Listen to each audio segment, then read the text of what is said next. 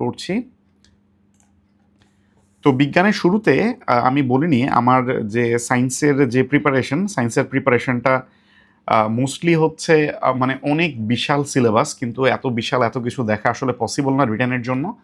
আপনারা যারা 50তম প্রিলি written candidate আছেন এবং 47-এর প্রিলি রিটেন ক্যান্ডিডেট আছেন, সবার জন্য একই কথা যে এত ব্রড সিলেবাস দেখা সম্ভব না। আমি আপনাদেরকে যে কোশ্চেনগুলো দিব, এই কোশ্চেনগুলোর বাইরে আপনারা আর কিছুই দেখবেন না। এই কোশ্চেনগুলোর বাইরে কিছুই দেখার দরকার নেই। এবং 46 একদম রিসেন্ট যে রিটেন পরীক্ষাটা হইলো, 46 যে রিটেন, সেখানে হচ্ছে আমার সায়েন্সের যে সাজেশন বা সায়েন্সের যে গাইডলাইন, সেখান থেকে মানে 100-এর মধ্যে 95 একদম কমন ছিল। ওকে, এবং কেউ কেউ বললে যে ওই বাকি যে 5 সেটা একটু ঘুরে আসছে আর কি, বাট এখান থেকেই ছিল আর কি। সো যেটা আমি বলবো যে রিটেন পার্টের জন্য যারা হচ্ছে এখন আমাদের প্রিলি ক্যান্ডিডেট আছেন, সো রিটেন পার্টের জন্য আমি যেই চ্যাপ্টারগুলো বা যেই কোশ্চেনগুলো আজকে একটু দেখবেন আপনারা, সো এটা একটু মাথায় রাখবেন যে আপনারা যখন প্রিলি প্রিপারেশন নেবেন ওই চ্যাপ্টারগুলো বা ওই জিনিসগুলা আপনারা একটু বিস্তারিতভাবে দেখার চেষ্টা করবেন। ওকে, তাহলে হচ্ছে আপনাদের রিটেনের প্রিপারেশনটা একটু গুছিয়ে যাবে। সো প্রথমে যদি আমি সায়েন্সের সময় বন্টন নিয়ে বলি, আমাদের দুইটা না অ্যাকচুয়ালি তিনটা পোর্শন থাকে। পোর্শন এ, বি এবং সি এভাবে করে তিনটা ভাগ থাকে। সো এ যে পার্ট সেটাতে হচ্ছে সাধারণ বিজ্ঞান। এখানে আমাদেরকে 8টা কোশ্চেনের অ্যান্সার করতে হয়, প্রত্যেকটা 7.5 নাম্বার করে। এখন ইউজুয়ালি অপশন দেওয়া থাকে, 9টা অপশন দেওয়া থাকে, সেখান থেকে 8টা অ্যান্সার করতে হয় এবং প্রতি 7.5 নাম্বারের জন্য আমাদের হাতে সময় থাকে হচ্ছে মাত্র আসলে 13 মিনিট। সো এইখানে মানে সময় ম্যানেজমেন্টটা একটা চ্যালেঞ্জ। সায়েন্সের আসলে লিখে শেষ করা এটা অনেকটা বাংলাদেশ অ্যাফেয়ার্স বা ইন্টারন্যাশনাল অ্যাফেয়ার্স লিখে শেষ করার থেকেও কঠিন। কারণ এই যে 7.5, এই 7.5-এ 0.5 থেকে শুরু করে আপনার হচ্ছে মানে 5, এই রেঞ্জে যে কোনো মার্ক হচ্ছে সাধারণত দিয়ে থাকে। মনে করেন একটা সংজ্ঞা 0.5, আরেকটা একটা ছোট্ট বিবরণ এটাতে 1.5, আরেকটাতে 2.5, এভাবে করে করে 7.5 হচ্ছে একটা কোশ্চেনে মিলায়। দ্যাটস ওয়াই হচ্ছে ওই কোশ্চেনটা অ্যান্সার করতে দেখা যায় অনেকগুলা পার্ট অ্যান্সার করতে হয়। কম্পিউটার পার্ট রিলেটিভলি সহজ।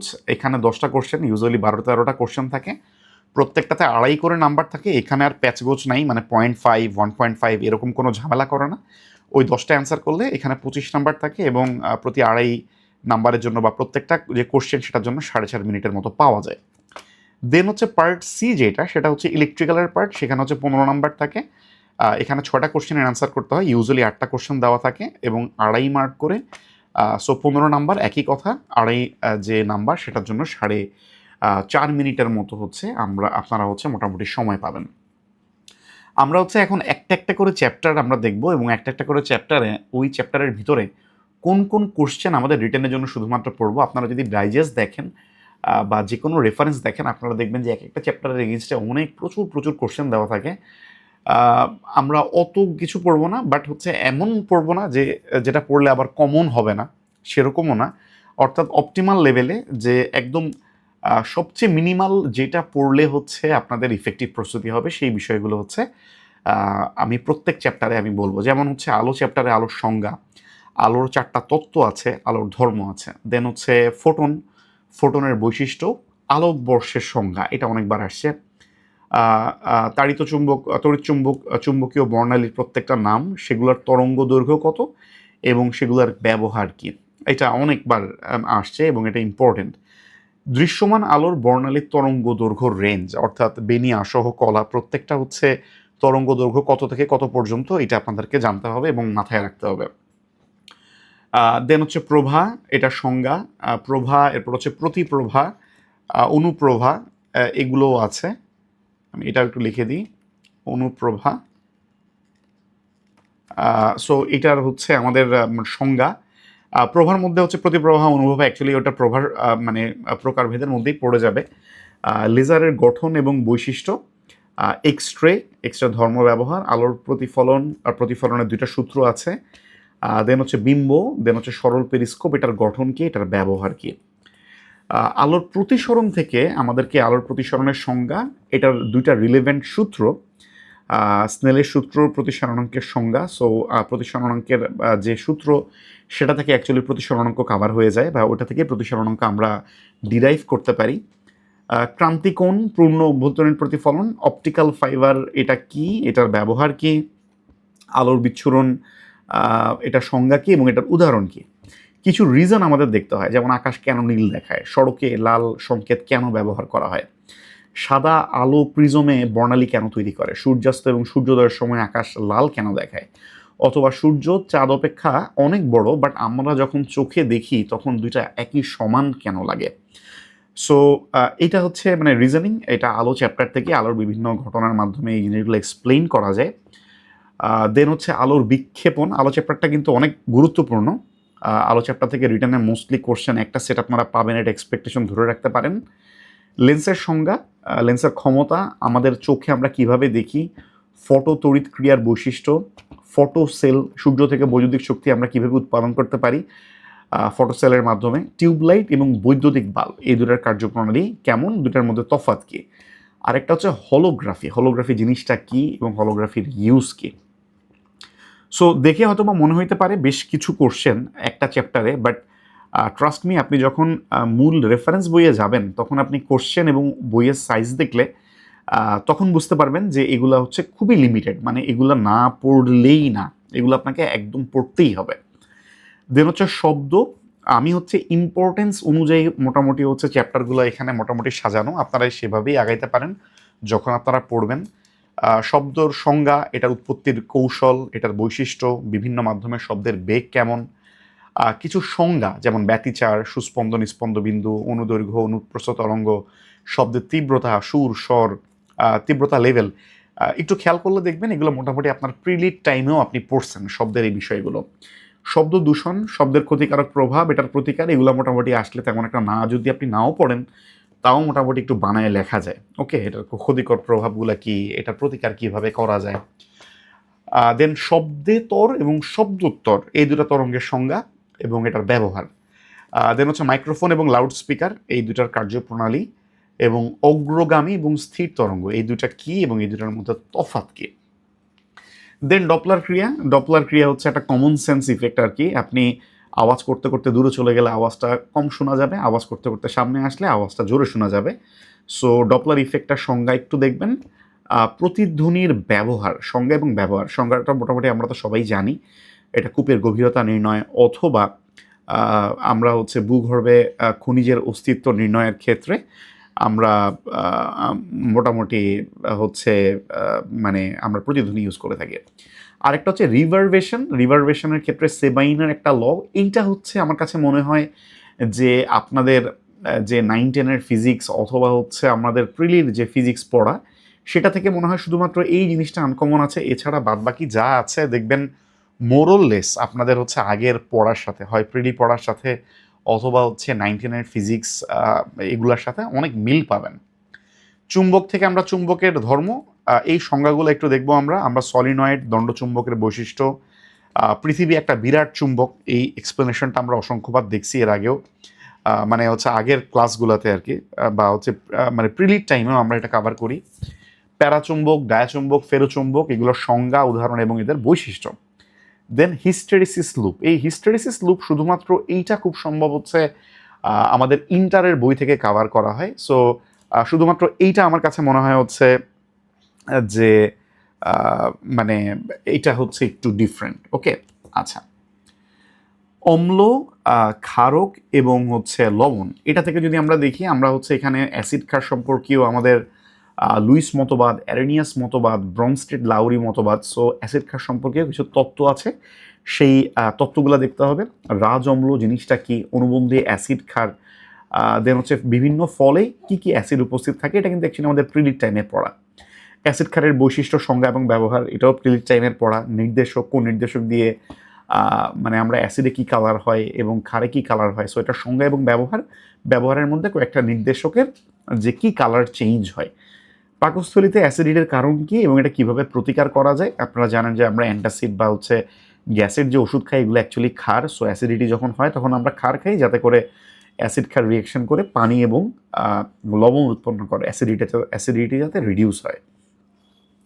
দেন অ্যাসিড বৃষ্টির কারণ, পিএইচের সংজ্ঞা, পিএইচের প্রয়োজনীয়তা এবং আরেকটা হচ্ছে বাফার দ্রবণ। এই বাফার দ্রবণটা এটা হয়তো বা আপনাদের প্রিলিড টাইমে হয়তো বা আপনারা কাভার করেন না। সো বাফার দ্রবণ এটা হচ্ছে একটু রিটেনের জন্য একটু আলাদা করে একটু দেখতে হবে। প্রশমন বিক্রিয়া খুবই কমন আমাদের জন্য। পানির খরতার প্রকারভেদ, কোনটা হচ্ছে অস্থায়ী খরতা, কোনটা হচ্ছে স্থায়ী খরতা। দেন হচ্ছে জারণ বিজারণ, জারক বিজারক, এগুলোর সংজ্ঞা এবং উদাহরণ, এটা আমাদের প্রিলিড টাইমের পড়া। ব্যাখ্যা হিসেবে আমাদেরকে পানি একটি উভধর্মী পদার্থ, সকল ক্ষারই ক্ষারক কিন্তু সকল ক্ষারক ক্ষার নয়, এইটা একটু দেখতে হবে। মরিচার সংজ্ঞা কি, মরিচা দূর করার উপায় কি, বেকিং পাউডার এবং বেকিং সোডা এই দুটার সংজ্ঞা যদি পসিবল হয় সংকেত, অ্যাসিড অপব্যবহারের সামাজিক প্রভাব, অ্যাসিড নিয়ন্ত্রণে বিদ্যমান আইন। সো এগুলো মোটামুটি হচ্ছে একটু মানে আসলে মানে ওপেন মানে ফ্রি হ্যান্ড রাইটিংয়ের মতো আর কি, কিছু মোটামুটি লেখা যায় আর কি। বায়ুমণ্ডলটা যদি আমরা দেখি, বায়ুমণ্ডল থেকে আমাদের হচ্ছে বায়ুমণ্ডলের বিভিন্ন উপাদান এবং বিভিন্ন উপাদানের শতকরা পরিমাণ, নাইট্রোজেন কতটুকু, অক্সিজেন কতটুকু, কার্বন ডাইঅক্সাইড কতটুকু, এটা আমাদের প্রিলির পড়া। বিভিন্ন স্তরের বৈশিষ্ট্য, ওই ট্রপোস্ফিয়ার, স্ট্রাটোস্ফিয়ার, এক্সোস্ফিয়ার, এগুলা কোন স্তরে কি থাকে এবং এই স্তরগুলোর বৈশিষ্ট্য, আবহাওয়ার উপাদানগুলা, জলবায়ুর উপাদানগুলা। সো আলটিমেটলি এটা আপনাদের প্রিলির পড়া। ওজোন স্তরের অবক্ষয়ের কারণ এবং যদি পসিবল হয় এটার সাথে রিলেটেড যে রিয়াকশনটা আছে সেই রিয়াকশনটাও দেখবেন। ওকে, সংজ্ঞা হিসেবে আপনারা হচ্ছে এই কয়েকটা সংজ্ঞা, এটা ইউজুয়ালি হচ্ছে এটা আপনারা যদি হচ্ছে একটু 9-10-এর বই দেখেন, ওই বইয়ে আপনারা এই সংজ্ঞাগুলো পাবেন। এগুলো আবার রেফারেন্স বইয়ে দেখা যায় যে অনেক ক্ষেত্রে এগুলো আবার উল্লেখ থাকে না, বাট এটা আমার কাছে মনে হয়েছে যে এটা জানার মতো এবং আসার মতো সংজ্ঞা। গর্জনশীল চল্লিশা, অশ্ব অক্ষাংশ, মৌসুমি বায়ু, এল নিনো, লা নিনা, জোয়ার ভাটার কারণ এবং প্রভাব, বিভিন্ন ধরনের চক্র যেমন অক্সিজেন চক্র, পানি চক্র, নাইট্রোজেন চক্র, কার্বন চক্র, এগুলো। পাস্তুরাইজেশনের সংজ্ঞা এবং পাস্তুরাইজেশনের জন্য আমরা দুইটা পদ্ধতি ইউজ করি। একটা মনে হয় খুব সম্ভব এইচটি, এই মানে হচ্ছে ওই যে হাই টেম্পারেচার লো, মানে হচ্ছে কি বলে টাইম ডিউরেশন, এরকম একটা এইচটিএলসি, এরকম একটা ইয়া আছে। এরকম দুইটা পদ্ধতি আছে পাস্তুরাইজেশন করার জন্য, ওই দুইটা পদ্ধতি সম্পর্কে একটু জানতে হবে। আর একটা হচ্ছে দুধের স্টেরিলাইজেশন, ঠিক আছে। সো আমার কাছে মনে হয় যে এখানে এই যে পাস্তুরাইজেশন এবং দুধের স্টেরিলাইজেশন, এটা হয়তো আপনাদের নতুন পড়া থাকতে পারে। পানিতে আমাদের পানি যে হাইড্রোজেন বন্ধন সেটা সম্পর্কে একটু জানতে হবে।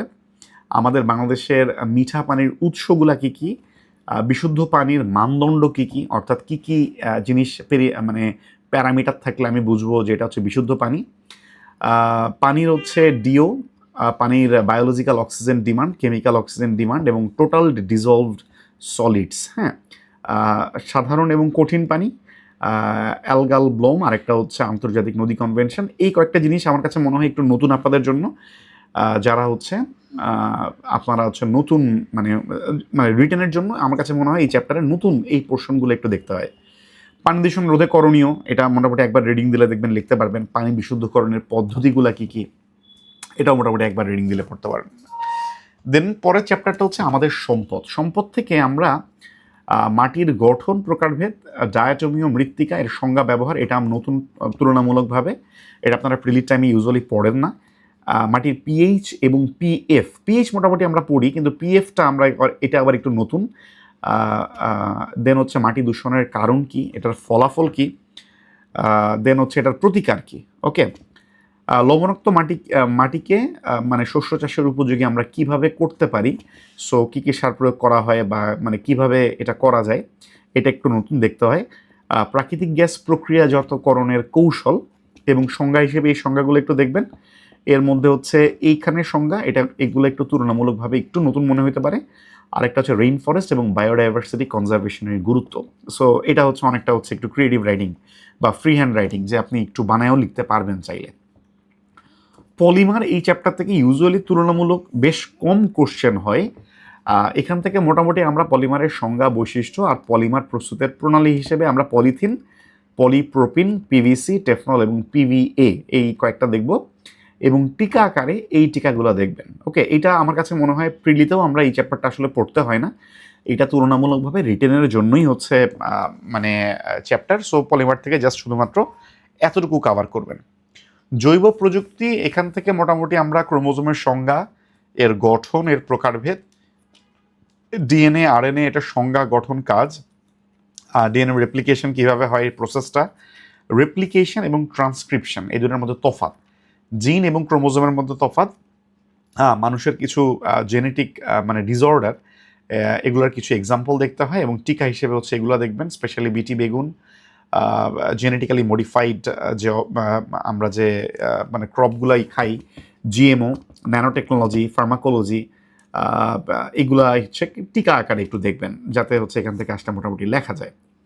কৃষি, ঔষধ এবং দুগ্ধজাত দ্রব্য উৎপাদনে জিন প্রযুক্তির ব্যবহার। সো বিভিন্ন কেসে বা বিভিন্ন সেক্টরে জিন প্রযুক্তি কিভাবে ব্যবহৃত হচ্ছে, ডিএনএ টেস্ট এবং ফরেন্সিক টেস্ট এবং জিন থেরাপি, এগুলোর কৌশল কি, এটা একটু নতুন পড়া হবে।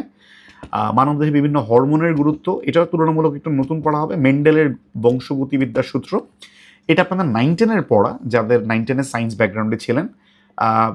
এবং এটা প্রিলিড টাইমে আমরা অত বেশি পড়তে হয় না, প্রিলিড টাইমে এটা প্রিলিড ওইরকম সিলেবাসে ইনক্লুডেড থাকে না, এটা একটু নতুন। জিঙ্ক এবং ভিটামিন সমৃদ্ধ বিভিন্ন ধানের জাত, এটা মোটামুটি প্রিলিড টাইমে আপনারা পড়েন, প্রিলিতেই কাভার হয়ে যায়। খাদ্য এবং পুষ্টি, এই চ্যাপ্টারটা খুবই গুরুত্বপূর্ণ। এইখানে হচ্ছে আমাদের বিভিন্ন যে শর্করা, আমিষ, স্নেহ, বিভিন্ন ভিটামিন, এদের উৎস, এদের কাজ, এদের প্রকারভেদ এবং এদের অভাবজনিত রোগ, এগুলো একটু দেখতে হবে। কোলেস্টেরল, লিপিড, এগুলোর বৈশিষ্ট্য কী, এটার কাজ কী, চর্বি এবং লিপিডের মধ্যে তফাৎ কী। দেন সুষম খাদ্য কেন গ্রহণ করা দরকার, জাঙ্ক ফুডের ক্ষতিকর দিক, যেগুলো হচ্ছে একটু মোটামুটি বানায় লেখা যায় আর কি। সুষম খাদ্য পিরামিডটা একটু দেখবেন, সুষম খাদ্য পিরামিডের মধ্যে কোন কোন জিনিস কী কী রেশিওতে থাকা প্রয়োজন। রাফেজ বা আঁশ জাতীয় যে খাবার, যে আমরা শাকসবজি যেগুলো খাই, এটার প্রয়োজনীয়তা, খাদ্য সংরক্ষণের কৌশল, আর এই টিকাগুলো দেখবেন, এর মধ্যে ফরমালিন, ক্যালসিয়াম কার্বাইড, ইথিলিন, কালটার হচ্ছে আমাদের জন্য খারাপ, antioxidant, free radical, hyper vitaminosis, মানে হচ্ছে যদি ভিটামিন অনেক বেশি ইনটেক করে সেক্ষেত্রে হাইপার ভিটামিনোসিস হয়, এটা হচ্ছে ভিটামিনের আধিক্যের কারণে হয়।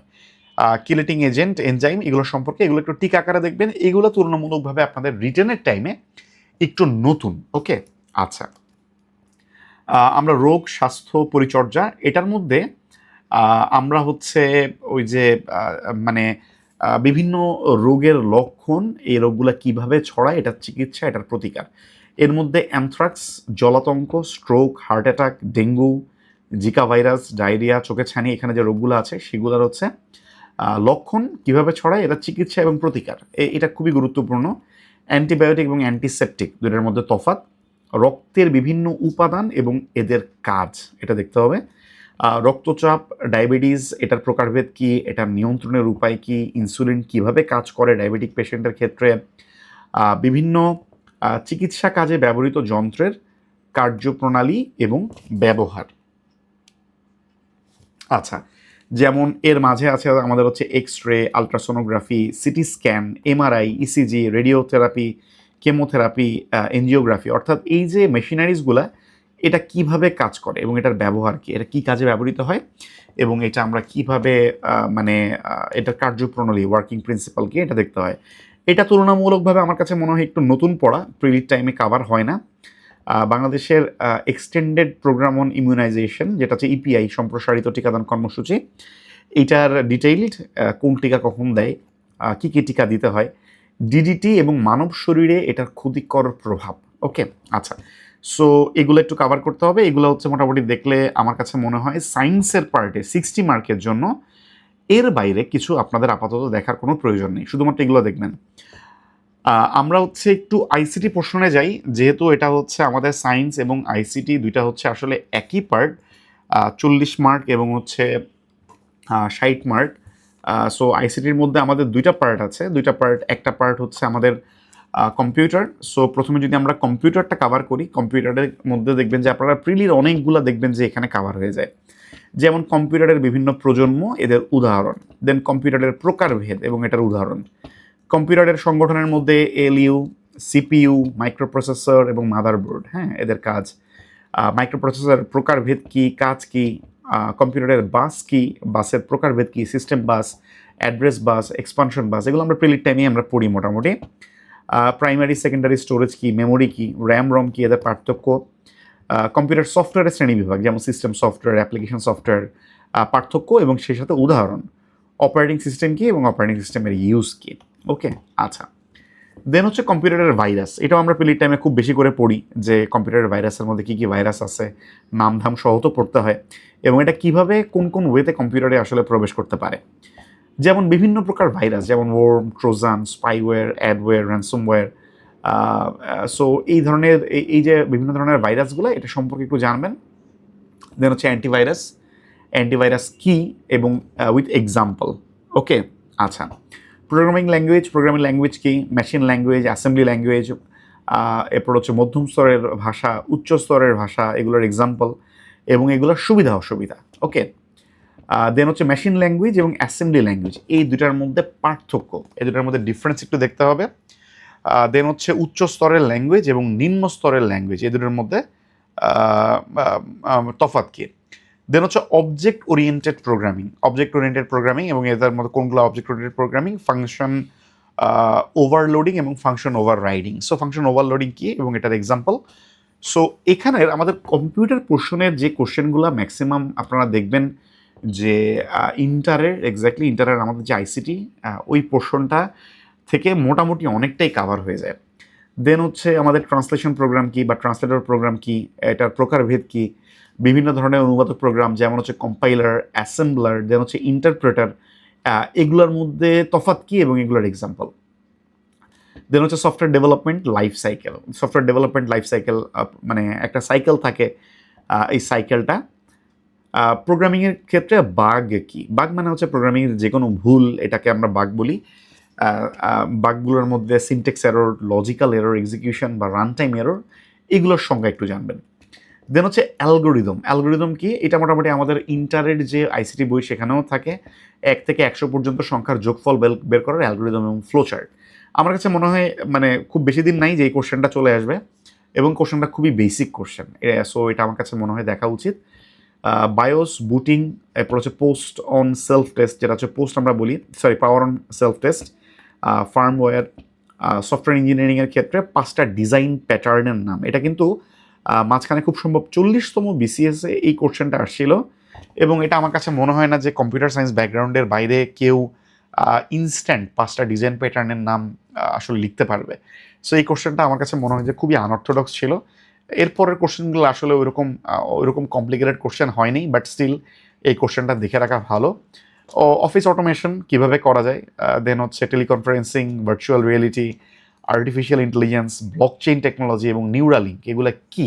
ওকে, সো এগুলো সম্পর্কে জানবেন আমাদের। দেন আর্টিফিশিয়াল ইন্টেলিজেন্সের বৈশিষ্ট্য কী, ক্রায়োসার্জারি সুবিধা অসুবিধাগুলো কী, সফটওয়্যার এবং হার্ডওয়্যারের মধ্যে তফাৎ কী। সো এটা হচ্ছে আমাদের কম্পিউটার পার্টের মধ্যে। সো কম্পিউটার পার্টের মধ্যে এগুলা, ইনফরমেশন টেকনোলজির মধ্যে আবার কিছু জিনিস ইনক্লুডেড। সো আমরা যদি আমাদের সিলেবাসের মধ্যে দেখি, সিলেবাসের মধ্যে যে ইনফরমেশন টেকনোলজির মধ্যে দেখবেন আপনারা ডেটা এবং ইনফরমেশনের মধ্যে তফাৎ। দেন হচ্ছে কমিউনিকেশন সিস্টেমের ব্লক ডায়াগ্রাম দেখতে হবে। এক্সপার্ট সিস্টেম কি, এক্সপার্ট সিস্টেমের বৈশিষ্ট্য, এটা আপনারা প্রিলি টাইমে পড়েন না এই জিনিসটা। আমাদের হিউম্যান ইন্টেলিজেন্স এবং মানে আর্টিফিশিয়াল ইন্টেলিজেন্স, এই দুটোর মধ্যে তফাৎ কি, এটা আপনারা যদি কেউ নাও পড়েন, রিটেনে এই কোশ্চেন আসলে আপনারা সবাই লিখতে পারবেন। ওকে, ডেটাবেজের মধ্যে ফিল্ড, রেকর্ড, এন্টিটি, এগুলো আমরা প্রিলিট টাইমে পড়ি, এটা রিটেনেও আসে। রিলেশনাল ডাটাবেজ ম্যানেজমেন্ট সিস্টেমের বৈশিষ্ট্য, ডাটাবেজ ম্যানেজমেন্ট সিস্টেম এবং রিলেশনাল ডাটাবেজ ম্যানেজমেন্ট সিস্টেম, এই দুটোর মধ্যে তফাৎ। কোয়ারি ল্যাঙ্গুয়েজ কি এবং এটার example, data definition language, data manipulation language, এই দুটোর মধ্যে তফাৎ। এবং হচ্ছে আমাদের ডাটাবেজ রিলেটেড কিছু আমাদের টার্মিনোলজি, যেমন প্রাইমারি কি, ফরেন কি, কম্পোজিট কি, এগুলোর ডেফিনেশন এবং এগুলোর ডিফারেন্স। দেন ডাটা কম্প্রেশন, আমরা ডাটা যখন কম্প্রেস করি, জিপ করি, সো কিছু আছে হচ্ছে লসলেস কম্প্রেশন আর কিছু আছে হচ্ছে লসি কম্প্রেশন। সো কোনটা লসলেস এবং কোনটা লসি কম্প্রেশন, যেমন মনে করেন আপনার কাছে ডেটাবেজে অনেক ডিজিট, অনেক নাম্বার আছে, সো এগুলা থেকে কোনো ডিজিট বা নাম্বার যদি আপনি লুজ করেন তাহলে আপনি ডাটাটা হারাই ফেলবেন। সো এটার ক্ষেত্রে আপনাকে লসলেস কম্প্রেশন করতে হবে। বাট মনে করেন কোনো একটা ইমেজ বা কোনো একটা ছবি, ওই ছবির এখানে অত বেশি ডিটেল তেমন একটা কিছু নাই, সো এটা যদি আপনি সে ফর এক্সাম্পল ওইখানকার কিছু পিক্সেল আপনি মিনিমাইজ করে আপনি যদি আপনার স্টোরেজে সেভ করেন, ওটা হচ্ছে লসি কম্প্রেশন। ইউজুয়ালি সাধারণত হচ্ছে ইমেজ বা ভিডিও, এগুলোতে সাধারণত লসি কম্প্রেশন করা হয়। আর যেগুলো একদম স্ট্রিক্ট ডেটা, সো সেগুলোতে হচ্ছে আপনি দেখবেন যে আমরা লসলেস কম্প্রেশন আমাদের ব্যবহার করতে হয়। দেন হচ্ছে প্যান, ল্যান, ম্যান এবং ওয়ান, এগুলোর মধ্যে সংজ্ঞা, বিস্তৃতি, কতটুকু, উদাহরণ কি, এদের ডিফারেন্স কি। সো এই ইয়াগুলা দেখবেন। এটা হচ্ছে আমরা প্রিলি টাইমেও পড়ি। পিয়ার টু পিয়ার নেটওয়ার্ক এবং ক্লায়েন্ট সার্ভার নেটওয়ার্কের মধ্যে তফাৎ কি, এবং বিভিন্ন নেটওয়ার্ক টপোলজি যেমন bus topology, star topology, ring topology, এগুলো ছবি সহ, এগুলো হচ্ছে ডায়াগ্রাম সহ একটু দেখবেন, এবং পরীক্ষায় আসলে অবশ্যই ডায়াগ্রাম সহ লেখাটাই বেটার। বিভিন্ন নেটওয়ার্ক ডিভাইসের বৈশিষ্ট্য, এদের রেঞ্জ, এবং যদি পূর্ণরূপ থাকে যেমন মডেম, হাব, রাউটার এবং সুইচের মধ্যে তফাৎ, রাউটার, সুইচ এবং হাব, দেন রাউটার ভার্সেস গেটওয়ে, এগুলোর মধ্যে তফাৎ কি, রিপিটার, ব্রিজ, এগুলো কি, ওএসআই মডেলের লেয়ার, এবং সরি, আরেকটা হচ্ছে টিসিপি আইপি প্রোটোকলের ওএসআই মডেল এর যে লেয়ার থাকে আমাদের 4টা বা 7টা, সেই লেয়ারগুলা, কিছু প্রোটোকল এবং প্রোটোকলের ফুল ফর্ম। বেসিক্যালি এই ফুল ফর্ম সাধারণত আসে, বলে যে 3টা 4টা দেওয়া থাকে, এগুলোর ফুল ফর্ম লেখো, জাস্ট ফুল ফর্ম লিখলে 2.5 নাম্বার। এর মধ্যে হচ্ছে এই ফর্মগুলো হচ্ছে দেখবেন HTTP, SMTP, iMap, pop, FTP, এই প্রোটোকলগুলা। আইএসপি কি, আইএসপির বৈশিষ্ট্য, দেন হচ্ছে স্যাটেলাইট, আমাদের যে একটা স্যাটেলাইট আছে সেটা থেকে আমরা কি সুবিধা পাবো, নতুন যে আরেকটা স্যাটেলাইট আমরা ছাড়তে যাচ্ছি ওইটা কি ধরনের স্যাটেলাইট হবে। দেন এই টিকাগুলো আমরা একটু দেখব, ভিস্যাট, GPS, SMTP, POP3, narrow band, voice band এবং ব্রডব্যান্ড। এগুলোর স্পিড এবং এগুলোর তফাৎ, অ্যাসিঙ্ক্রোনাস এবং সিঙ্ক্রোনাস ডাটা কমিউনিকেশন, দেন সিমপ্লেক্স, হাফ ডুপ্লেক্স এবং ফুল ডুপ্লেক্স ডাটা কমিউনিকেশনের তফাৎ কি, আমাদের অপটিক্যাল ফাইবার যে কেবল আমরা ইউজ করি এটার আমাদের সুবিধা অসুবিধা কি, ব্লুটুথ এবং ওয়াইফাইয়ের মধ্যে তফাৎ, ওয়াইফাই এবং ওয়াইম্যাক্সের মধ্যে তফাৎ, জিএসএম এবং সিডিএম। আমরা একটা সময়, আমি জানি না আপনাদের খেয়াল আছে কিনা, Citycell phone actually CDMA use করতো, যদিও এখন সিটিসেলের অস্তিত্ব নাই। জিএসএম এখন তো সবই আমরা যেটা ইউজ করি জিএসএম, সিডিএমএ আর নাই, যেটা হচ্ছে ওই হ্যান্ডসেটের সাথে সিম ইন্টিগ্রেটেড থাকে আর কি। সিটিসেল এককালে সিডিএমএ হ্যান্ডসেট সেল করতো। E commerce, M commerce, F commerce, এগুলা মোটামুটি, এগুলো সম্পর্কে আপনারা মোটামুটি একটু মানে ক্রিয়েটিভভাবে বানায় লিখতে পারবেন। অথেন্টিকেশন এবং অথরাইজেশনের মধ্যে তফাৎ, ডাটা এনক্রিপশন, মানে ডাটা এনক্রিপশন কি এবং ডাটা এনক্রিপশনের পারপাস কি, কেন আমরা ডাটা এনক্রিপ্ট করি, এবং আমরা আস্কি কোড এবং ইউনিকোড, এই দুটার মধ্যে তফাৎ।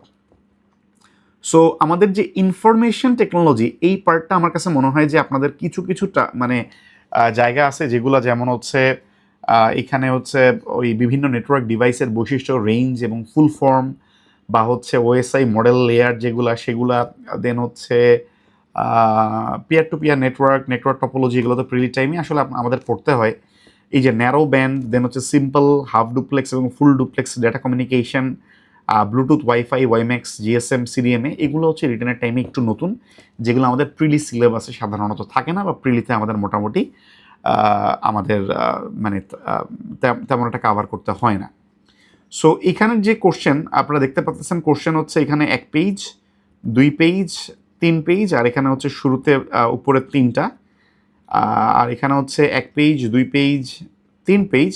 সো এই 3 6 পেজ পড়লে মোটামুটি হচ্ছে এই 6 পেজে যে কোশ্চেনগুলো অ্যাকচুয়ালি আছে, এই কোশ্চেনগুলো পড়লে মোটামুটি আপনাদের কম্পিউটার পার্টে যে 25 নাম্বার আপনারা ফুল ইনশাল্লাহ কমন পাবেন।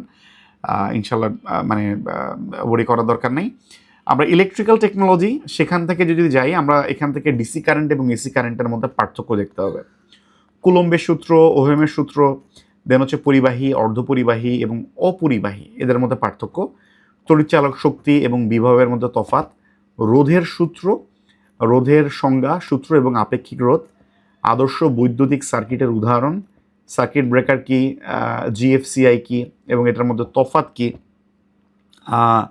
দেন হচ্ছে সার্কিট ব্রেকার এবং ফিউজের মধ্যে তফাৎ কি, ওকে, সিরিজ এবং প্যারালাল সার্কিট কানেকশন এটা অ্যাকচুয়ালি কি, দেন হচ্ছে কারশফের 2টা ল পড়তে হয়, এটা অ্যাকচুয়ালি আমরা প্রেলিট টাইমে তেমন একটা পড়ি না। প্রেলিট টাইমে অ্যাকচুয়ালি মোটামুটি এখানকার ইলেকট্রিক্যালের যে পার্টটা তুলনামূলকভাবে কিছুটা নতুন, যদিও হচ্ছে কুলম্বের সূত্র, পরিবাহী, অর্ধপরিবাহী, অপরিবাহী, এগুলো মোটামুটি আমাদের পড়া থাকে, বাট কারশফের সূত্র, ভোল্টেজ রেগুলেশন, সার্কিট ব্রেকার এবং ফিউজ, সার্কিট ব্রেকার, জিএফসিআই, এগুলো মোটামুটি একটু নতুন। সো নতুন যেগুলো সেগুলো একটু আগে পড়ে ফেলবেন। সো নতুন যেগুলো সেগুলো যদি আগে পড়ে ফেলেন তাইলে দেখবেন যে আপনাদের কাছে মানে কঠিন জিনিসগুলো আগে পড়ে ফেললে আর কি এরপরে সহজ জায়গাগুলোতে আপনি চাইলে একটু কম সময় দিতে পারবেন। আমরা ট্রান্সফরমারের ক্ষেত্রে step up step down transformer, এটা তো আমরা প্রিলিড টাইমের পড়া। এসি মোটর ডিসি মোটরের মধ্যে তফাৎ, মোটর এবং জেনারেটরের মধ্যে পার্থক্য, দেন হচ্ছে ট্রান্সমিশন লাইন এবং ডিস্ট্রিবিউশন লাইন, এই দুটো লাইনের মধ্যে তফাৎ কি, পানি বিদ্যুৎ কিভাবে কাজ করে এটার working principal, nuclear chain reaction কি, নিউক্লিয়ার পাওয়ার প্ল্যান্টে কীভাবে বিদ্যুৎ উৎপাদন করা হয়, দেন হচ্ছে আমাদের টিকা হিসেবে অ্যামিটার, ভোল্টমিটার, এভিওমিটার, দেন হচ্ছে গ্যালভানোমিটার, এগুলো একটু দেখবেন কোনটা দিয়ে কী পরিমাপ করা হয়, ভোল্টেজ স্ট্যাবিলাইজার কি, ভোল্টেজ স্ট্যাবিলাইজার কীভাবে কাজ করে, ইউপিএস এবং আইপিএস। আমি দুটোই মনে হয় ইউপিএস লিখছি, একটা হচ্ছে আইপিএস। ইউপিএস এবং আইপিএস এর মধ্যে তফাৎ। ওকে, আচ্ছা। সো এইটা হচ্ছে আমাদের ইলেকট্রিক্যাল টেকনোলজি থেকে জাস্ট এই 2 পেজের কোশ্চেন শুধুমাত্র আপনাদেরকে কভার করতে হবে। বই যদি দেখেন, বইয়ে আসলে অসংখ্য জিনিস দেখবেন, ওগুলো দেখে মনে করেন যে আসলে মানে মনে হবে যে মানে নিজের মাথার চুল নিজের ছিঁড়ি। ওগুলো দেখার কোনো প্রয়োজন নেই, শুধুমাত্র এই 2 পেজের দেখবেন। দেন হচ্ছে ইলেকট্রনিক্স টেকনোলজি, এখান থেকে আমরা দেখব হচ্ছে অ্যানালগ এবং ডিজিটাল সিগন্যালের পার্থক্য। ওকে, দেন হচ্ছে অ্যাম্প্লিফায়ার এবং অসিলেটর, এই দুটোর মধ্যে পার্থক্য বা এই দুটো জিনিস কী, বিভিন্ন এনার্জি ব্যান্ড, ভ্যালেন্স ব্যান্ড, সেখান থেকে হচ্ছে মাঝখানে যে ব্যান্ড গ্যাপ, সো এই এনার্জি ব্যান্ড সম্পর্কে একটু জানবেন। এলইডির বৈশিষ্ট্য, রেডার কিভাবে কাজ করে, আইসি এবং রেকটিফায়ার কি।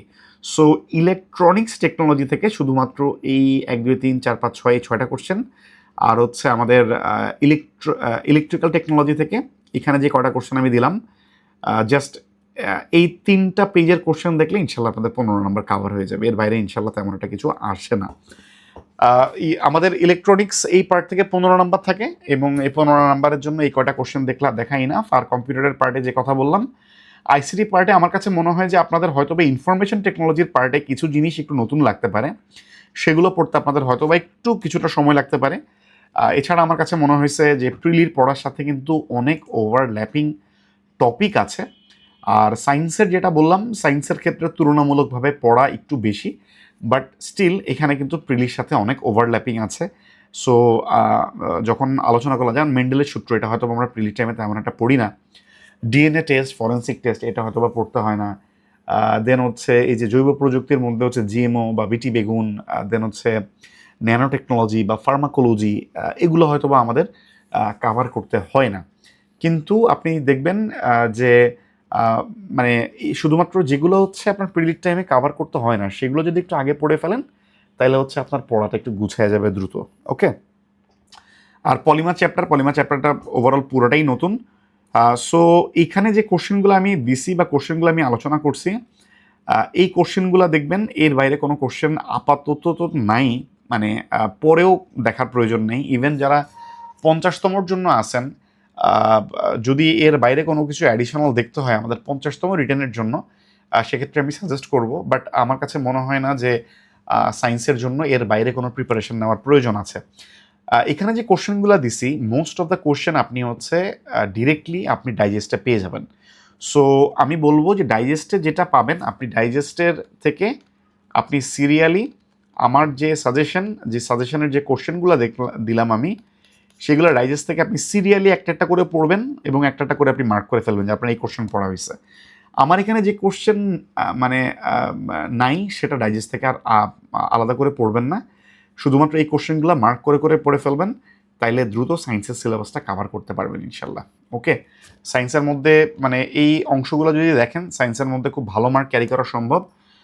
জাস্ট এই কোশ্চেনগুলো দেখলে আমার বিশ্বাস যে আপনারা রিটেনে মানে মোটামুটি ভালো একটা হেলদি মার্ক কভার করতে পারবেন। সায়েন্সে তো 60-65+ বা 70 রেঞ্জ, এই মার্ক তো খুবই ভালো মার্ক। ওকে, আচ্ছা, তো এটা হচ্ছে আমাদের সায়েন্সের সাজেশন। আমার অ্যাকচুয়ালি প্ল্যান ছিল যে আপনাদের সায়েন্সের মানে রিটেন ক্লাসটা হয়তো বা আমি যে সামনে একটা 10 দিনের একটা আমি গ্যাপ নিচ্ছি, সো ওটার পরে কিন্তু আমি এটার আগেই নিয়ে নিলাম ক্লাসগুলো, আমি একটু মানে বেশি ক্লাস নিয়ে মোটামুটি সায়েন্সেরটাও আগাই দিলাম।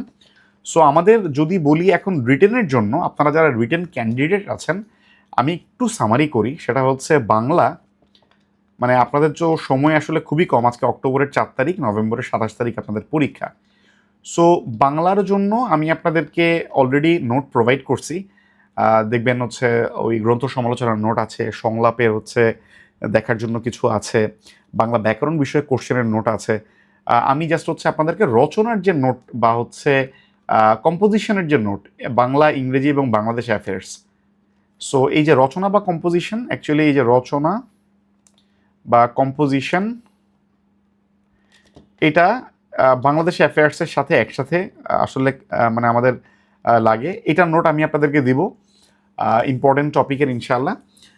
সো ইংরেজির জন্য ওই যে বাংলা এবং ইংরেজি দুইটার জন্যই হচ্ছে আমি আপনাদেরকে ওই যে কম্পোজিশনের নোটটা দেখলে কাভার হয়ে যাবে। আর ট্রান্সলেশনের আমি আরও ক্লাস নিব ইনশাল্লাহ। ওকে, সো ট্রান্সলেশনের ক্লাস থাকবে। আবার সিন কম্প্রিহেনশন আমরা কিভাবে অ্যাড্রেস করতে পারি, অর্থাৎ আমরা রিটেনের এই যে টপিকের ভিতরের এখন আমরা জিনিসগুলো আস্তে আস্তে আমরা কাভার করব। শুরুতে আমি আপনাদেরকে ওভারঅল গাইডলাইন এবং সাজেশন, আমি আপনারা কি পড়বেন যাতে করে আপনারা পড়া শুরু করে দিতে পারেন। ওকে, দেন হচ্ছে আমি যদি বলি যে বাংলাদেশ অ্যাফেয়ার্সের জন্য তো বললাম ইম্পর্টেন্ট যে টপিকগুলো, সেগুলো কন্টেম্পোরারি ইস্যুস, অর্থাৎ আমাদের অ্যাসাইনমেন্টের যে নোট সেখানের মধ্যে থাকবে। অলরেডি আমি আপনাদেরকে ডেটা এবং অলরেডি আমি আপনাদেরকে কোটেশন অলরেডি দিয়ে দিয়েছি। আমি আরও ইনশাল্লাহ দিব, এবং আপনারা ওই ব্রড টপিক অনুযায়ী এই ডেটা কোটেশন আপনারাও কিছু কিছু আপনারা কালেক্ট করবেন, তাইলে হচ্ছে আপনাদের লেখাটা ইউনিক হবে। ওকে, সো আপনারা এটা প্রত্যেকেরই কাজ। যেমন কোটেশন আমি মনে করেন আপনাদেরকে দিয়ে দিছি, আপনি এর বাইরে আরও 2-5টা কোটেশন আপনি এর বাইরে আপনি ইম্পর্টেন্ট টপিকগুলোতে আপনি একটু গুগল সার্চ করে আপনার কাছে যেটা ভালো মনে হয় এরকম আপনি একটু সার্চ করে ওই রকম কোটেশন আপনিও কিছু কালেক্ট করবেন, তাহলে যেটা হবে আপনার লেখাটা ইউনিক হবে। সো কোটেশন তো আমি মনে করেন আপনাদের সবাইকে দিলাম, সো ওখান থেকে একটা জেনারিক আইডিয়া আপনারা পাইলেন। সো এই 100 জন আপনারা 10,000 জনের মধ্যে, সে ফর এক্সাম্পল মানে খুবই কম একটা নাম্বার এবং ভেরি আনলাইকলি যে আপনাদের এই 100 জনের খাতা একই টিচারের কাছে পড়ে গেছে, তাদের কাছে মনোটোনাস মনে হবে কোটেশনগুলো, এটা মনে হওয়ার চান্স খুবই কম। বাট স্টিল আপনি আরও 2-1টা সার্চ করলে যেটা হবে এটার মধ্যে একটু ইউনিকনেস থাকবে। ইন্টারন্যাশনাল অ্যাফেয়ার্স আমি আপনাদেরকে বলছি যে কনসেপচুয়াল যে ইস্যুস, এটা নোট প্লাস হচ্ছে এম্পেরিক্যাল ইস্যুসও, এম্পেরিক্যালের ইম্পর্টেন্টগুলো সবগুলো তো আসলে পারবো না আমি। এম্পেরিক্যাল একদম ইম্পর্টেন্টগুলো যেগুলো একবারে না দেখলেই না। সো কনসেপচুয়াল এবং এম্পেরিক্যালের ইম্পর্টেন্ট এবং প্রবলেম সলভিংয়ের ইম্পর্টেন্ট যেগুলো, সেগুলোর নোট আমি আপনাদেরকে গুছিয়ে দেওয়ার চেষ্টা করতেছি as early as possible. So এটা হচ্ছে বাংলা, ইংরেজি, Bangladesh affairs, international affairs. Science তো আমি বললাম যে কোশ্চেনগুলো দিয়ে দিয়েছি সেগুলো আপনারা মোটামুটি ডাইজেস্টে সব পাবেন, এগুলো খুবই মোটামুটি রেডিমেড কোশ্চেন। সো এই কোশ্চেনগুলো ধরে জাস্ট ডাইজেস্ট থেকে পড়বেন, এটার জন্য আলাদা করে কোনো নোটের জন্য ওয়েট করিয়েন না। আরেকটা বিষয় হচ্ছে আমাদের বাংলাতে তো মেন্টাল অ্যাবিলিটি। আচ্ছা, মেন্টাল অ্যাবিলিটি হচ্ছে আমরা 35 থেকে শুরু করে এই যে 46 রিটেন বা 47-এর যে প্রিলি, সেইটার রিটেন বা প্রিলির যে কোশ্চেন সেই পর্যন্ত জাস্ট প্রিভিয়াস কোশ্চেনগুলো আপনি সলভ করে যাবেন। যদিও এটা আপনি প্রিলি পরীক্ষার আগেও করছেন, সো এটা করলে আপনি মেন্টাল অ্যাবিলিটিতে অনেক ভালো করবেন। আর ম্যাথের জন্য প্রতিদিন আপনার ম্যাথের যে সিলেবাস, সেই সিলেবাস অনুযায়ী প্রতিদিন ওই সিলেবাসের প্রিভিয়াস কয়েকটা ম্যাথ একটু সলভ করেন। প্রতিদিন ম্যাথে 30 মিনিট থেকে শুরু করে 1 ঘন্টা একটু সময় দেন। অনেকেই হচ্ছে আমাকে নক করছেন যে ভাইয়া, যে এই মুহূর্তে মানে মডেল টেস্টগুলোতে ভর্তি হব কিনা, বিভিন্ন ইনস্টিটিউশনে যে মডেল টেস্ট দিব কিনা। আমি গতকালকের ক্লাসেও আমি আপনাদেরকে বলছি যে মডেল টেস্ট দিতে গেলে আপনার 1 ঘন্টা চলে যাবে, আপনার 1 ঘন্টা যাবে, অথবা আপনি 2 ঘন্টা যাবে। ফুল মডেল টেস্ট যেগুলো শুরু হবে তখন তো 4 ঘন্টা যাবে, 4 ঘন্টা বসে আপনি মডেল টেস্ট দিবেন, ঠিক আছে? ওই 4 ঘন্টা পড়লেও তো ভাই অনেক কিছু পড়ে ফেলতে পারবেন। আমার কাছে মনে হয় মাত্র 50 দিন সময় আছে আপনার হাতে। এই 50 দিন সময়ের মধ্যে আপনি প্রতিদিন সে ফর এক্সাম্পল পড়ায় যে সময় পান, মানে সেটা রিটেনের সিলেবাস কাভার হওয়ার জন্য আসলে খুবই কম সময়। আমি বলবো আগে সিলেবাসগুলো কাভার করেন, পরে শেষের দিকে সাবজেক্টিভ মডেল টেস্ট কিছু দিয়েন। ওকে, এটা হচ্ছে আমার সাজেশন। ম্যাথ যেটা বললাম, ম্যাথটা হচ্ছে সিলেবাস ধরে, আমি ম্যাথে তো আসলে ওইভাবে সাজেশন দেওয়া যায় না, ম্যাথে আমি আপনাদেরকে উপপাদ্যের সাজেশন আমি আপনাদেরকে দিয়ে দিব ইনশাল্লাহ, ঠিক আছে? উপপাদ্যের সাজেশন আমি আপনাদেরকে দিয়ে দিব, আপনারা জাস্ট হচ্ছে উপপাদ্যের মানে ওই সাজেশনের উপপাদ্যগুলা পড়ে ফেলবেন, তাইলেই ইনশাল্লাহ হয়ে যাবে। এই হচ্ছে আমরা 47-এর জন্য আমি আগে এই গাইডলাইন এবং সাজেশন ক্লাসগুলো আগে নিয়েছি। বাট রিটেনের আমাদের যে টপিক ওয়াইজ ক্লাসগুলো এগুলো ইনশাল্লাহ কন্টিনিউ থাকবে। স্পেশালি হচ্ছে আমরা যেটা বললাম, আমরা ট্রান্সলেশনের ক্লাস নিব, আমরা কম্প্রিহেনশনের ক্লাস নিব, আমরা এম্পেরিক্যাল ইস্যুর যখন আমি আপনাদেরকে নোট দিব সেটা নিয়ে আমি একটু আলোচনা করব, বা কনসেপচুয়াল যখন আমি নোট দিব সেটা নিয়ে কিছু আলোচনা করব, বাংলার কম্পোজিশনের যখন নোট দিয়ে দিব সেটা নিয়ে আলোচনা করব। সো টুকটাক আলোচনা আমার রিটেনের মানে পার্ট বাই পার্ট টপিকের ডিসকাশন, সরি, এটা সামনেও কন্টিনিউ থাকবে ইনশাল্লাহ।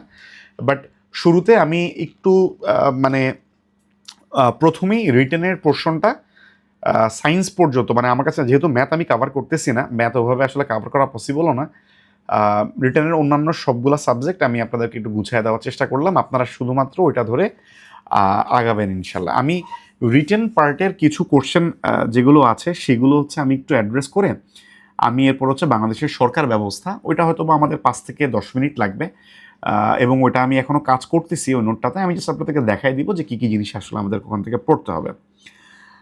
আচ্ছা, আমি একটু দেখি যে ম্যাথে ডিজিট ইংলিশ বা বাংলাতে থাকে কোশ্চেনে, আমি কি শুধু ইংরেজিতে আপনি শুধুমাত্র ইংরেজিতে ডিজিট লিখতে পারবেন, কোনো অসুবিধা নেই। Math prelim, math cocktail are written math cocktail এই দুটা বই নেবেন কিনা? হ্যাঁ, ম্যাথের ক্ষেত্রে প্রিলি এবং রিটেনের এই দুটা বই নিতে পারেন, বই দুটা ভালো আছে, খারাপ না। রিটেনের আইসিটির টিকাগুলো কি ইংরেজিতে লিখতে হয় কিনা? না, রিটেনের আইসিটির টিকা ইংরেজিতে লিখতে হয় না, বাংলাতেই লিখতে হয়। টেকনিক্যাল যে টার্মগুলো সেগুলো হচ্ছে ইংরেজিতে লেখা যেতে পারে। কম্পিউটার ফান্ডামেন্টাল নেটওয়ার্কিংয়ের টপিক, এক্স্যাক্টলি আমাদের হচ্ছে কম্পিউটারের নেটওয়ার্কিং, ওই যে ডাটার যে পার্টটা, সেটা অ্যাকচুয়ালি আমাদের মানে কম্পিউটার ফান্ডামেন্টালসের অংশ। টিকা বলতে কি বোঝায়? যেটা সম্পর্কে টিকা লিখতে বলবে সেটার একটু ব্যাখ্যা লিখতে হবে কিনা। টিকা বলতে আসলে বোঝায় যে যদি ওটার কোনো সংজ্ঞা থাকে ওটার সংজ্ঞা লিখবেন, ওটার যদি কোনো বৈশিষ্ট্য থাকে ওটার বৈশিষ্ট্য লিখবেন, ওটার যদি কোনো উদাহরণ থাকে উদাহরণটা দিবেন। সো ওটা সম্পর্কে যা যা কিছু আপনি জানেন শর্টে সেগুলো একটু উল্লেখ করবেন। আচ্ছা, মনে হচ্ছে যেই টপিকগুলো কমন মানে প্রিলি রিটেন উভয় ক্ষেত্রে আছে সেগুলো প্রিলির পড়ার ক্ষেত্রে বিস্তারিত পড়া, এটাই করা উচিত আপনাদের। হচ্ছে কম্বাইন্ড প্রিপারেশনের এটাই একটা উদ্দেশ্য, যাতে করে আপনারা বুঝেন যে রিটেনে আপনাকে কোনগুলা পড়তে হবে। সো রিটেনে আপনি দেখলেন যে কি পড়তে হবে, আপনারা অলরেডি রিটেনের এগুলো যদি যারা এখন 50তমর জন্য টার্গেট করতেছেন তারা অলরেডি জানেন যে আপনারা রিটেনে আপনারা এই বিষয়গুলো আপনাদেরকে কাভার করতে হবে। সো প্রিলিতে যখন পড়বেন তখন হচ্ছে শুধুমাত্র এই জিনিসগুলা একটু এমফ্যাসিস করবেন, এই জিনিসগুলোর আরেকটু ডেপথে যাবেন, ঠিক আছে? আচ্ছা, আইসিটি এর টপিকসগুলা দেখে ভার্সিটি লাইফের সফটওয়্যার, ইয়েস, এটা হচ্ছে যদি মানে সিএসসি ব্যাকগ্রাউন্ডের কেউ হয়ে থাকেন বা সফটওয়্যার ব্যাকগ্রাউন্ডে হয়ে থাকেন বা ইলেকট্রিক্যালে, তাদের জন্য এটা হচ্ছে মানে ফার্স্ট ইয়ারের ইন্ট্রোডাক্টরি মানে যে কোর্সটা থাকে অনেকটা সেটার মতো। আচ্ছা, রাইট, আচ্ছা আমি একটু উপরের দিকে দেখি। আচ্ছা, আইসিটি ম্যাক্সিমাম এইচএসসি লেভেলের, রাইট। এই কোশ্চেনের অ্যান্সারগুলো কোথায় পাবো? এই কোশ্চেনের অ্যান্সারগুলো আপনি মোস্টলি মনে করেন যে 9-10-এর ইন্টারের বইতে তো পাবেন, বাট ওখান থেকে তো এত কম্পাইল করে পড়ার আপনার এখন এই মুহূর্তে সময় নেই, জাস্ট ডাইজেস্ট থেকে পড়বেন, ওকে?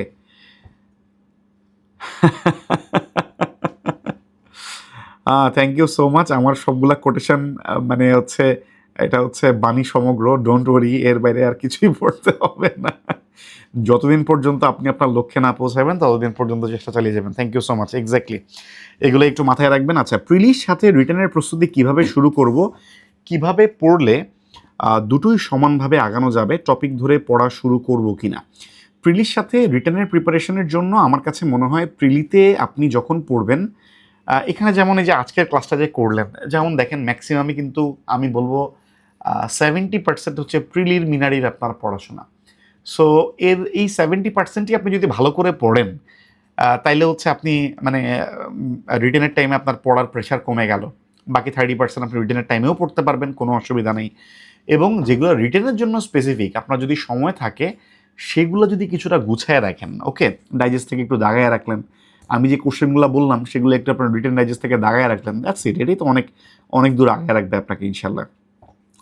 যদি আপনি সময় পান ওগুলো থেকে একবার চোখ বুলাইলেন, দ্যাটস ইনাফ। হ্যাঁ, আলালস কম্পিউটার আওয়ার বইটা তো অনেক ডিটেইল, ছোটোখাটো কোনো বই সাজেস্ট করবো কিনা যেটা শুধুমাত্র রিটেনের সিলেক্টিভ প্রশ্ন উত্তর পাওয়া যাবে, নাকি ডাইজেস্টে যতটুকু আছে ততটুকুই পড়বেন? মোটামুটি আপাতত আমার কাছে মনে হয় ডাইজেস্টে যেটা আছে সেটা কাভার করাটাই বেটার। আলালস যেটা আমাদের অন্যান্য যে বইগুলা, যেমন হচ্ছে আপনারা যদি সায়েন্স আওয়ার বইটা দেখেন সেটার মধ্যেও কিন্তু ছোট করে আছে। আমি সায়েন্স আওয়ার বইটার কথা বলেছিলাম, ওই বইটা থেকেও আপনারা দেখতে পারেন, ডাইজেস্ট থেকেও দেখতে পারেন। এই কোশ্চেনগুলো মোস্টলি সব ওইখান থেকে পাবেন।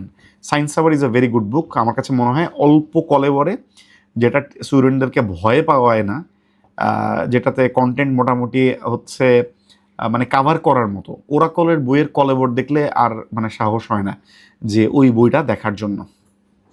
আচ্ছা, আমরা একটু নিচের দিকে দেখি।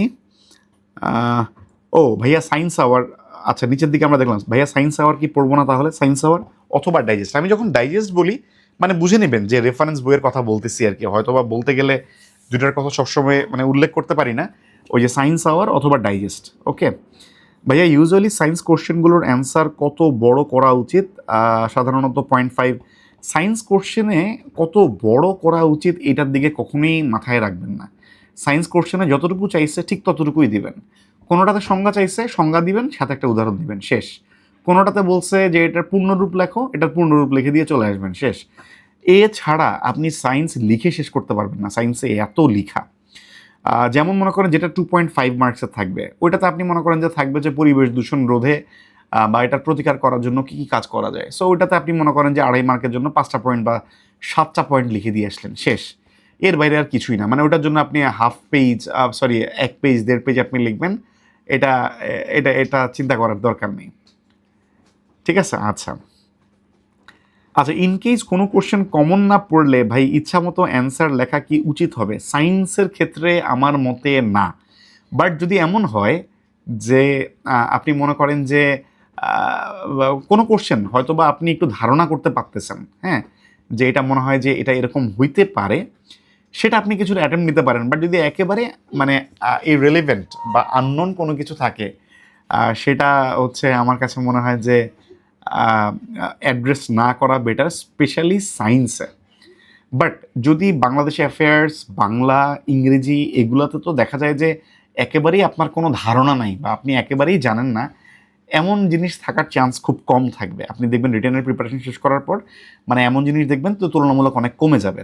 বাট সায়েন্সের ক্ষেত্রে আমার কাছে মনে হয় যে একেবারে আননোন জিনিস যদি হয়, যে এই টার্ম আপনি কখনো শুনেন নাই বা এটা আপনি পড়েন নাই, সো এটা আমার কাছে মনে হয় অ্যাড্রেস না করাটা বেটার।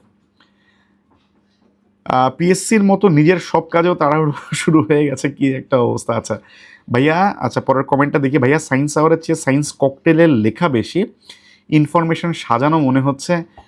নো ওয়ারিজ, আপনি আমি বইয়ের সাজেশন করার ক্ষেত্রে আমি আপনাদেরকে অলওয়েজ বলি যে আপনার কাছে যেটার উপস্থাপনা ভাল লাগবে, মূল কথা হচ্ছে দিন শেষে আপনিই পড়বেন। ডাইজেস্ট থেকে পড়লেও আপনি পড়বেন, অন্য যে কোনো রেফারেন্স বই থেকে পড়লে আপনিই পড়বেন। সো সেটা সেখান থেকে দেখবেন যে যেটা আপনার মানে উপস্থাপনা ভাল লাগে এবং যেটা হচ্ছে আপনি মানে মনে হচ্ছে যে একটু গুছানো। সো আমি সায়েন্স ককটেলটা দেখি নাই, বাট যদি আপনার কাছে ভাল লাগে ডেফিনেটলি নিতে পারেন, কোনো প্রবলেম নেই। ইংলিশ কম্প্রিহেনশনে ওয়ার্ড মিনিং কি ওই কম্প্রিহেনশনে যে মিনিংয়ে বোঝাচ্ছে সেটা লিখবেন, নাকি অন্য কোনো যে কোনো মিনিং লিখবো? অ্যাসিওরেন্স এবং উত্তরণে দুইটা দুই রকম লিখেছে। ওখানে দেখবেন যে লেখা থাকে যে একটা বড় করে একটা কথা লেখা থাকে, সেটা হচ্ছে give the contextual meaning. Contextual meaning হচ্ছে ওই প্যাসেজে ওইটা যেই অর্থে ব্যবহৃত হয়েছে সেই অর্থে লিখতে হবে, এটা হচ্ছে কনটেক্সচুয়াল মিনিং। আচ্ছা, 50তম লিখিতের জন্য কি সব ধরনের প্রশ্ন নোট করা দরকার কিনা? আমার কাছে মনে হয় না সবগুলো নোট করার দরকার আছে, আমার কাছে মনে হয় না। বাট সায়েন্সটা হয়তো বা করে রাখতে পারেন, সায়েন্সটা বা অ্যাটলিস্ট ডাইজেস্ট বা বই থেকে হয়তো বা একটু মার্ক টার্ক করে রাখতে পারেন, এটা আপনাকে অনেক আগায় রাখবে। প্লাস রিটেনের প্রিপারেশন একবার নিলে প্রিলির পড়া অনেক ডেপথে পড়া হয়ে যায়। ওকে, সো আমি মনে করি যে যারা হচ্ছে 50তে টার্গেট করতেছেন তারা এখনকার যে রিটেনের ক্লাসগুলো করতেছেন অ্যাটলিস্ট মানে মানে কতটুকু ডেপতে হয় কিছুটা একটু আইডিয়া পাবেন। সো প্রিলির টাইমে যদি একটু মোটামুটি ওগুলোতে একটু জোর দেন, দেখবেন যে ইনশাল্লাহ প্রিলিতেও ভালো করবেন, ইনশাল্লাহ প্রিলি টিকে গেলে রিটেনেও চাপ কম থাকবে। 50তম বিসিএসএ প্রিলি এবং লিখিত একসাথে প্রস্তুতি নিতে চাচ্ছিলাম, সপ্তাহে কয়দিন প্রিলির জন্য রাখবো এবং কয়দিন রিটেনের জন্য রাখবো, যেহেতু প্রিলির জন্য সাবজেক্ট ওয়াইজ আগাবো? আমার কাছে মনে হয় যে প্রিলি এটা হচ্ছে কত দিন দিন ভাগ করেন না, ঠিক আছে, যে এতদিন আমি এটা এটা দেখবো, অতদিন এটা দেখবো। আপনি প্রথমে টপিক সিলেক্ট করে ফেলেন যে আপনি কি কি টপিক দেখবেন। ওই দিন ভাগ করলে হয় কি, ওই দিন চলে যায়, হ্যাঁ, ওই দিন দিন মানে কাইটা যাবে, দেখবেন যে আর পড়া কিছুই হবে না, কিন্তু ওই দিনটা আপনি মনে করেন রাখছিলেন ম্যাথের জন্য, দেখা গেছে ম্যাথ তেমন কিছুই আপনি পড়েননি। সেই জন্য আমি বলবো টপিক সিলেক্ট করেন, টপিকের একটা টার্গেট নেন যে আপনি এই টপিক, শুধুমাত্র দিন না, এই দিনে এই টপিক আপনি দেখতে চান, তাইলে আপনি একটা অ্যাচিভেবল জায়গায় যাবেন। এবং আমার কাছে মনে হয় যে এই মুহূর্তে কারেন্ট সিনারিওতে আপনি 70% কারেন্টলি প্রিলির দিকে, 30% আমি জাস্ট বলবো যে আমার এই কারেন্ট ব্যাচের যদি রিটেনের আমি যেই মানে নোটসগুলো দিতেছি, আমি রিটেনের যে নোটসগুলো আপনাদেরকে গুছিয়ে দিচ্ছি, শুধুমাত্র সেগুলো যদি আপনারা একটু নিজেরা গুছায়া রাখেন, শুধুমাত্র গুছায়া রাখবেন, মনে করেন আপনি পড়বেনও না, যে শুধুমাত্র গুছাইয়া রাখবেন, আমি বাংলার নোট দিচ্ছে এগুলো এগুলো এগুলো, আপনি জানবেন বাংলার ওকে ভাইয়া গ্রন্থ সমালোচনার নোট দিছে, সংলাপের নোট দিছে, ব্যাকরণের নোট দিছে, আচ্ছা এগুলো একটু ডাউনলোড করে সুন্দর সুন্দর করে ফোল্ডারে সাজিয়ে রাখি, বা প্রিন্ট করার দরকার হলে প্রিন্ট করে গুছাইয়া রাখি। শুধুমাত্র গুছাইয়া রাখলে আপনি অন্যান্য যে কোনো ক্যান্ডিডেট থেকে অনেক আগায় থাকবেন, শুধুমাত্র যদি এতটুকু করেন। এর পাশাপাশি আমি বলি যে গুছাইয়া রাখেন আর জাস্ট আমার লাইভ ক্লাসগুলো করেন, আপনার রিটেনের কিছু পড়তেও হবে না, শুধুমাত্র আমার লাইভ ক্লাসগুলো করেন, ক্লাসের মধ্যে যতটুকু আপনি ইনটেক করতে পারেন ততটুকুই, যতটুকু বুঝেন ততটুকুই। এরপরে মনে করেন যদি মনে চায় আমি ক্লাসের যে কন্টেন্ট যেগুলো আমি বলছি বা নোট দিছি একবার একটু চোখ বুলাবেন, যদি আপনার মনে চায় এতটুকু করেন, আপনি ইনশাল্লাহ মনে করেন যে প্রিলিতেও খুব ভালো করবেন এবং প্রিলির পরে রিটেনেও ইনশাল্লাহ মানে অনেক অনেক ভালো করবেন। এটা হচ্ছে আমার সাজেশন। ওকে, আচ্ছা স্যার, ইন্টারন্যাশনালের জন্য কি তাহলে কি কোনো বই কিনা লাগবে না কিনা? যেটা বললাম অলরেডি, তো ডাইজেস্ট কিনলে তো আপনার সব সাবজেক্টের অলরেডি একটা করে একটা বই হয়েই গেছে, তাই না? ডাইজেস্ট কিনা মানে তো সব সাবজেক্টের আপনার অলরেডি একটা বই আছে। আমি চেষ্টা করতেছি যে ইন্টারন্যাশনাল অ্যাফেয়ার্স পুরোটা আপনাদেরকে গুছিয়ে দেওয়ার জন্য, বাট ইম্পেরিক্যাল ইম্পর্টেন্টগুলো হয়তো বা গুছিয়ে দিব, সবগুলো হয়তো বা পারবো না, সেগুলো হয়তো বা একটু ডাইজেস্ট থেকে আপনাদেরকে দেখতে হইতে পারে। সো ডাইজেস্ট থাকলে হোপফুলি ইনশাল্লাহ আপনাদের এর বাইরে তেমন একটা কিছু লাগবে না।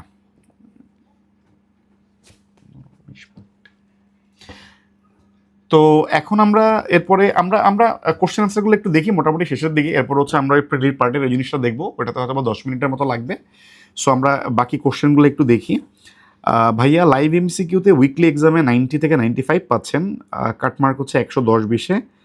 এখন কি রিটেন সিলেবাস থেকে প্রিলি এর টপিকগুলো এমফেসাইজ করব নাকি আগে প্রিলি এর পড়বো ডেডিকেটেড ওয়েতে? আমার কাছে মনে হয় যে নভেম্বরে সার্কুলার হওয়ার আগ পর্যন্ত রিটেন সিলেবাস থেকে প্রিলির টপিকগুলো একটু এমফেসাইজ করে পড়তে পারেন। ওকে, তাইলে আপনি দেখবেন সার্কুলারটা হয়ে গেলে এরপর দেখবেন আপনি অলরেডি একটু ডেপথের পড়া পড়ে ফেলছেন মোটামুটি এই মাসটা বা সামনের মাসের শুরুর দিকে যদি আমাদের সার্কুলার হয়ে যায়, সো এই মাসটা একটু এই কাজ করতে পারেন।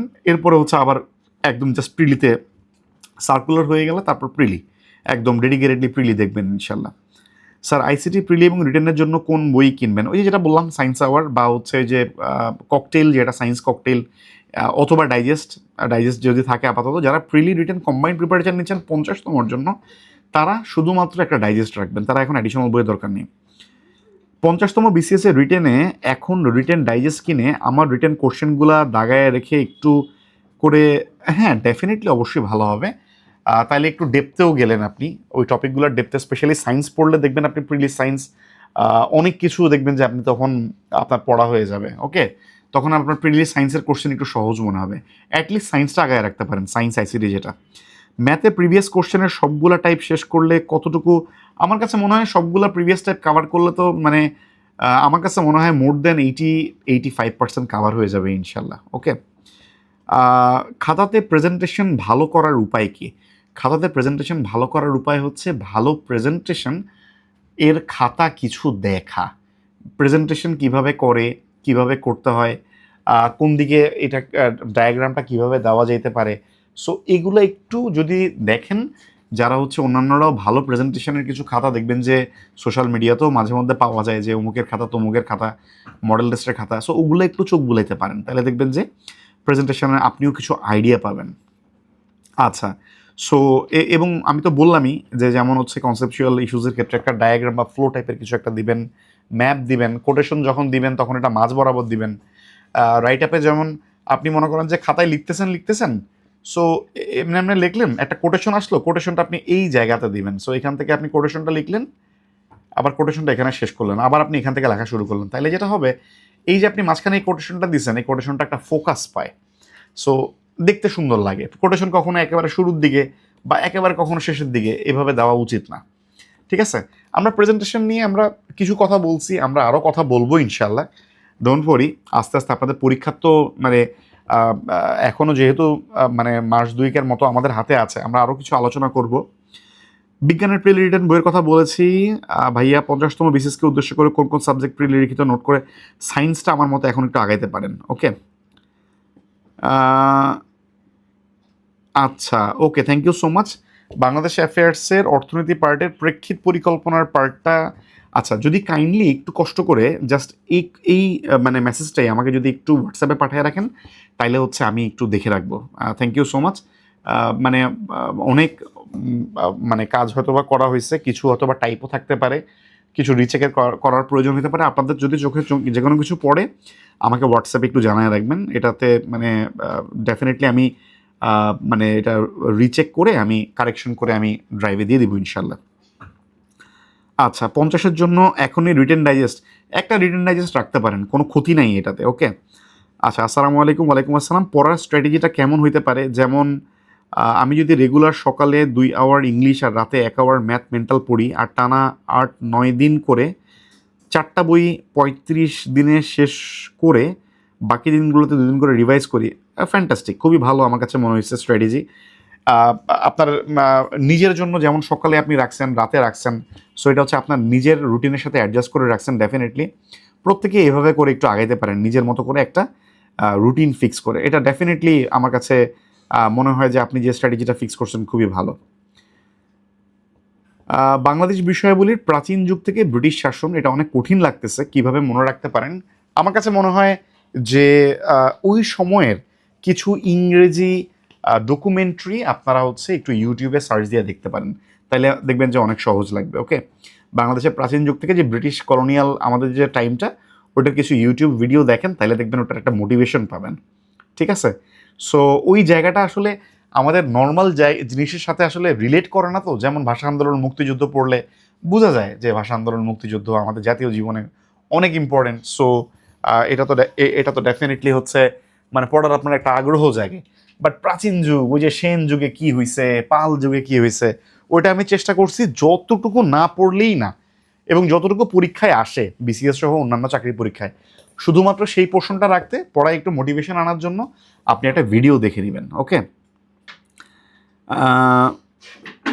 ভাইয়া, যারা বিসিএস প্রিলিতে একবারও টিকে নেই তাদের জন্য রিটেনের প্রিপারেশন এখনই নেওয়া উচিত হবে কিনা? ওই যে যেটা একটু আগে বললাম, আপনি শুধুমাত্র আমার রিটেন নোটগুলা গুছায় রাখেন। আপনার যদি মানে এইটাতে যদি একটু মনে হয় যে আপনি একটু ভালনারেবল মনে হচ্ছে নিজেকে, যে না আমি প্রিলিটাই আগে একটু করি, মনে হচ্ছে প্রিলিটা আগে একটু করলে তাহলে মনে হয় ভালো হয়, শুধুমাত্র আমি যে রিটেন নোটগুলো দিতেছি সেগুলো শুধুমাত্র গুছায় রাখেন, আর আমার রিটেনের লাইভ ক্লাসটা অ্যাটেন্ড করেন, এতটুকুই, আর কিছু লাগবে না। স্যার, ইংলিশ লিটারেচারে কিভাবে পড়বো? আমার কাছে একদমই, আচ্ছা, ইংলিশ লিটারেচারের জন্য আমার লিটারেচারের ক্লাসটা একটু দেখেন, ওটার রিক্যাপ ক্লাসও নিছি। আর হচ্ছে আমি প্রত্যেকটা ইম্পর্টেন্ট লিটারেরি ওয়ার্কের আমি হচ্ছে ইউটিউবে লিঙ্ক দিছি। সো ওই ইউটিউবের লিঙ্কে যে ওইটার একটা শর্ট সামারি দেখলে ওটার একটা মোটিভেশন পাবেন, দেখবেন যে মোটামুটি ভালো করবেন। অ্যানোটেড বুকসের লেখাগুলো সাবজেক্ট ওয়াইজ বেসিক ভিউ থেকে আলাদা দরকার নাই, কোনো প্রয়োজন নাই আপাতত। মানে দেখে নোট করার প্রয়োজন নাই প্রিলির জন্য, এটা অনেক অনেক সময় যাবে আপনার। আমি আপনাদেরকে যে নোটগুলো দিতেছি সেগুলো একটু জাস্ট গুছায় পড়েন। আচ্ছা, স্যার, রিটার্নটাকে একটু পিছানো যায় কি না? এটা তো আর আমার হাতে নাই ভাইয়া।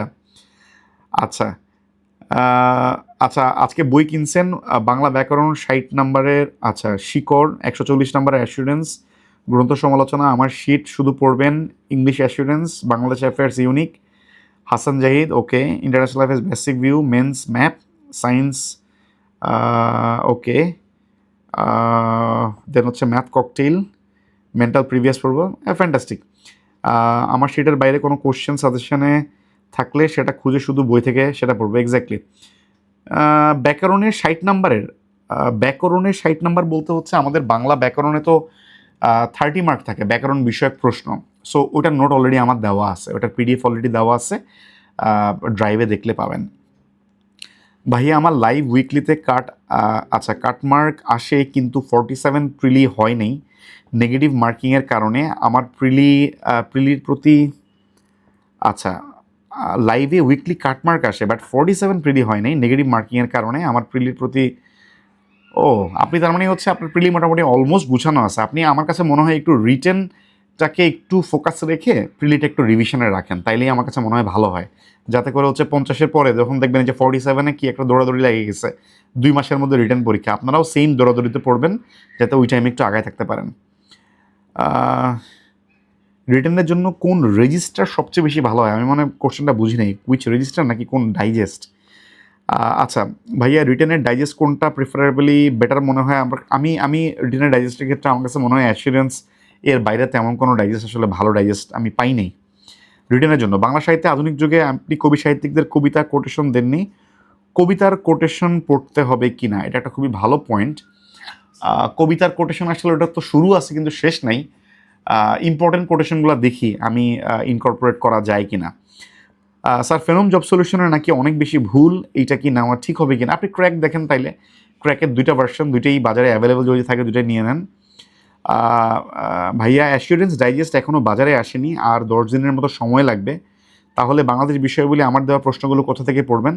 অ্যাসিউরেন্স ডাইজেস্ট যদি এখনও না আসে তাহলে অন্য যে কোনো একটা সাবজেক্ট ধরে ওটা আগানো শুরু করেন। ওকে, কারণ আপনি তো অন্য যে কোনো সাবজেক্ট আপনি পড়বেনই, ইন্টারন্যাশনাল অ্যাফেয়ার্স বলেন, সায়েন্স বলেন, সো ওগুলো আগে পড়ে ফেলেন, তারপরে ওখান থেকে ধরেন। 1 সপ্তাহ বাংলাদেশ বিষয়গুলি পড়লাম, তখন সেই প্রিলি এবং রিটেন কম্বাইন করে পড়লাম। আচ্ছা এইভাবে প্রতিটা বিষয় হ্যাঁ করতে পারেন ডেফিনেটলি। আপনি 1 উইক এভাবে করে পড়ছেন, যদি দেখেন যে মোটামুটি রুটিনটা একটু অ্যাডজাস্ট করতে পারেন, ডেফিনেটলি আপনি এভাবে আগাইতে পারেন।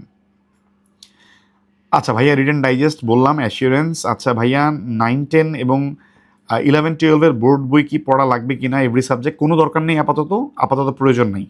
ওকে আচ্ছা ভাইয়া আমার গ্র্যাজুয়েশন ডিসেম্বরের মাঝামাঝি শেষ হবে, 50তম। সো ওটা সার্কুলার দেখলে বুঝতে পারবেন। সার্কুলার যেই ডেট থাকবে সেই ডেটের মধ্যে যদি আপনার হচ্ছে এক্সামগুলো ফিনিশ হয় তাহলে হচ্ছে আপনি অ্যাপিয়ার দিয়ে অ্যাপ্লাই করতে পারবেন, বাট এটা ডেফিনেটলি সার্কুলার দেখে আপনি বুঝতে পারবেন। বাংলাদেশ অ্যাফেয়ার্স 03, আচ্ছা বাংলাদেশ অ্যাফেয়ার্স 03 প্রিন্ট লেআউট দিনই। বাংলাদেশ অ্যাফেয়ার্স 03 বলে তো আসলে কিছু নাই। বাংলাদেশ অ্যাফেয়ার্সে 01 দিছি, 02 দিছি। 01 হচ্ছে জাতীয় বিষয় বলি, আর 02 যেটা সেটা হচ্ছে সংবিধান। 03 থেকে শুরু করে বাদবাকি সবগুলো তো আমি A4 সাইজের পিডিএফে দিছি। সো ওগুলো হচ্ছে প্রিন্ট লেআউটের আর দরকার নেই, ওগুলো জাস্ট ওটা প্রিন্ট লেআউটে অলরেডি অটোমেটিক্যালি আছে। ভাইয়া আন্তর্জাতিক কনসেপচুয়ালের দাগানো ছাড়া পিডিএফ আর রিটেন এর প্রিন্ট লেআউটটা ড্রাইভে আপলোড দিবেন। আচ্ছা আন্তর্জাতিকের কনসেপচুয়ালের দাগানো ছাড়া, আন্তর্জাতিকের কনসেপচুয়ালটা দাগানো ছাড়া দিব। কনসেপচুয়াল আমার এখনও ফিনিশ হয়নি, আমি কনসেপচুয়ালটা শেষ করে আমি দিব ইনশাল্লাহ। আর রিটেনের প্রিন্ট লেআউট, আচ্ছা ইন্টারন্যাশনাল অ্যাফেয়ার্স রিটেনের প্রিন্ট লেআউট, ওকে যদি একটু কাইন্ডলি আমাকে একটু হোয়াটসঅ্যাপে একটু মানে জাস্ট একটা নক দিয়ে রাখেন তাহলে আমার একটু মাথায় থাকবে, আমি দিয়ে দিব ইনশাল্লাহ। 50তম রিটেনের জন্য কোনো ডাইজেস্ট কিনবো? আমি ডাইজেস্টের কথা অসংখ্যবার বলছি, অ্যাসিউরেন্সটা দেখতে পারেন। রিটেনের জন্য ডেইলি কীভাবে পড়া উচিত, একটা সাবজেক্ট শেষ করে অন্য, আমার কাছে মনে হয় যে কমন সাবজেক্ট 2-1, ইংলিশ ট্রান্সলেশন, আপনি হচ্ছে আমার গাইডলাইন ক্লাসটা একটু ফলো করবেন। ইংলিশ গাইডলাইন ক্লাসে আমি বলেছি, সরি মানে জেনারেল গাইডলাইন ক্লাসে ট্রান্সলেশন, প্রতিদিন কিছু কোটেশন, কিছু ডেটা এবং ম্যাথ, এই প্র্যাকটিসগুলো প্রতিদিনই কিছু রাখা উচিত। এর বাইরে যে কোনো একটা সাবজেক্ট ধরে আগালে ভালো হয়। লাইভ এমসিকিউতে 200 মার্কসের মডেল টেস্টে কাটমার্ক 110, আপনি পেয়েছেন 96, রং অ্যান্সার 30টা। এখান থেকে কাটমার্ক থেকে অনেক বেশি মার্কস কিভাবে তুলবো? 47তে পেয়েছিলেন 130 প্লাস, 130 প্লাস 47তে, আচ্ছা মানে ওই টাইমে। আচ্ছা আচ্ছা আপনি লাইভ এমসিকিউতে মোটামুটি 47তে 130-র পরেও, তার মানে হচ্ছে আসলে আমার কাছে মনে হয় যে ওই টাইমে আমার কাছে মনে হয় এক্সাম প্রেশার বা হচ্ছে এক্সামের ওই এক্সাম হল রুমের যে অ্যাম্বিয়েন্স, এটার সাথে হয়তো আপনি অ্যাডজাস্ট করতে পারেন নাই। আপনি হচ্ছে আমি বলবো যে আপনার প্রিপারেশন আমার কাছে মনে হয় যথেষ্ট গুছানো আছে। একটু কিছুটা রিভাইজ করেন এবং রিটেনের কিছু পার্ট একটু দেখা শুরু করেন, তাহলে দেখবেন প্রিলি স্কোরও কিছুটা বাড়বে ইনশাল্লাহ। ডেফিনেটলি 50তম প্রিলিমিনারির পাশাপাশি যদি রিটেনের জন্য প্রতিদিন 40-50 মিনিট বের করেন ডেফিনেটলি অনেক ভালো হবে। নন সায়েন্স স্টুডেন্ট, আচ্ছা 50তম প্রিলি প্রার্থী, বিজ্ঞান বেশ ভয় লাগে, শুধুমাত্র বিজ্ঞানের জন্য প্রিলি রিটেন বেসড কম্বাইন আলাদা কোনো কোর্স করবেন কি না কাইন্ডলি জানাবেন। এখন কোর্স করে আপনি টাইম কাভার করতে পারবেন কি না এটা হচ্ছে একটা বিষয়। যেহেতু আপনি যদি 47 রিটেন ক্যান্ডিডেট না হয়ে থাকেন, তাহলে আমি বলবো সেক্ষেত্রে you can think about it. But বিজ্ঞানের জন্য প্রিলি রিটেন যদি আপনাকে এমন হয় যে ধরে ধরে টপিকগুলো আপনাকে সবগুলো বুঝতে হবে, তাইলে আপনি চিন্তা করতে পারেন, আপনি কনসিডার করতে পারেন। বাট রিটেনের ক্ষেত্রে আমি আজকে যে সাজেশন দিলাম, এই কোশ্চেনগুলো শুধুমাত্র পড়ে ফেললে এর বাইরে আসলে কিছুই পড়তে হবে না। আর প্রিলির জন্য আমি হচ্ছে আপনাদেরকে অলরেডি বই দাগাই দিছি, ওইটাও মোটামুটি পড়লে হয়ে যাবে। এর বাইরে যদি আপনার কাছে মনে হয় যে কনসেপ্টগুলো বোঝা দরকার, সেক্ষেত্রে আপনি কনসিডার করতে পারেন। জব সলিউশন, ফেনোম অথবা ক্র্যাক যে কোনোটা দেখতে পারেন। 46-এ 130+ ছিল, 46-এ, এনিওয়েজ 47, এটা নিয়ে ওয়ারি করার কোনো দরকার নেই। 46 তার মানে হচ্ছে আপনি অলরেডি রিটেন দিয়েছেন, তার মানে সামনে রিটেনের জন্য আপনি প্ল্যান করেন। সো যেটা হয়েছে ভালোর জন্য হয়েছে, ডোন্ট ওয়ারি। কারেকশন পিডিএফ দেয় ওদের এফবি পেজে ফেনোমের। আচ্ছা এনিওয়েজ, আচ্ছা অনেক আগে ইজি কম্পিউটার MP3 সায়েন্সটা নিয়েছেন, কোনো প্রবলেম নেই, যদি যে কোনো বই কিনে থাকেন ওটাই করতে পারেন। আচ্ছা মাইন্স থেকে কোন কোন বিষয়গুলো ফোকাস করে পড়তে হবে, মাইন্স নিয়ে আমি একদিন ক্লাসে বলবো, আপাতত ট্রান্সলেশনটা কভার করবেন। রিটেন বই হিসেবে আপনি হচ্ছে বাংলা অগ্রদূত, ইংরেজি হচ্ছে Bangladesh affairs International Assurance, Science Hour, math Ashraful. হ্যাঁ পারফেক্ট, আর কিছু দরকার নেই, এর বাইরে ডাইজেস্ট লাগবে না। যদি এগুলো সাবজেক্টিভ বই আপনি আলাদা করে কিনেন, তাহলে আপনারা ডাইজেস্ট লাগবে না। এনিওয়েজ আমরা রিটেন নিয়ে অনেক কথাবার্তা বললাম, আমরা কোশ্চেন অ্যান্সারগুলো অ্যাড্রেস করার চেষ্টা করলাম, আমরা একটু প্রিলি নিয়ে অল্প কিছু কথা বলি।